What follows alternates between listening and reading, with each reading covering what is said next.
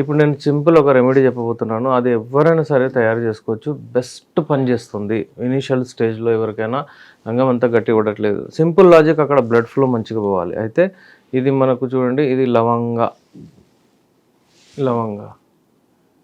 ఇది ఒకవేళ మనము ఫార్ములా ఇప్పుడు ఏదైతే తయారు చేస్తామో 2 ఇంగ్రీడియెంట్స్, ఇదొకటి, ఇంకొకటి కోకోనట్ ఆయిల్, కొబ్బరి నూనె, అంతే, ఇంకేం లేదు.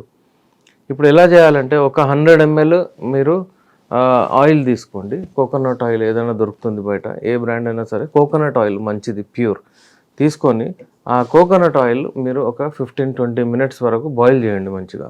బాయిల్ చేసిన తర్వాత దాన్ని ఈ 2 లవంగాలు అందులో వేసేయండి.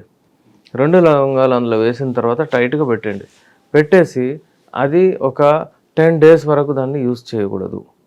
10 days తర్వాత ఇప్పుడు ఈ లవంగాల ప్రాపర్టీస్ అంతా ఆయిల్లో వెళ్ళిపోతాయి. వెళ్ళిపోయిన తర్వాత అది ఒక రకమైన అందులో ఏం చెప్తాం మనం, ఒక రకమైన ఫ్లేవర్ వచ్చేస్తుంది అక్కడ. ఇంకా దీని ప్రాపర్టీస్ అక్కడ పోతాయి. ఇప్పుడు దీని ప్రాపర్టీస్ ఏంది, మ్యాగ్నెటిక్ ప్రాపర్టీస్, ఇది గుంజుతుంది అనమాట, బ్లడ్ ఫ్లో మంచిగా చేస్తుంది, అక్కడ బలం ఇస్తుంది. ఇదేంటంటే ఇది చూడండి, మౌత్ ఫ్రెషనర్ లాగా యూజ్ చేస్తుండేది ఆ కాలంలో. అలాగే ఇది బలం. ఒక 2 లవంగాలంటే ఒక 1/2 kg 1 kg మటన్ లాగా ఉంటుంది. అంత ఎనర్జీ ఉంటుంది అందులో. అయితే ఇది లోకల్లీ అక్కడదక్కడ కూడా ఇందులో ప్రాపర్టీస్తోనే కదా అది బలం వచ్చేది.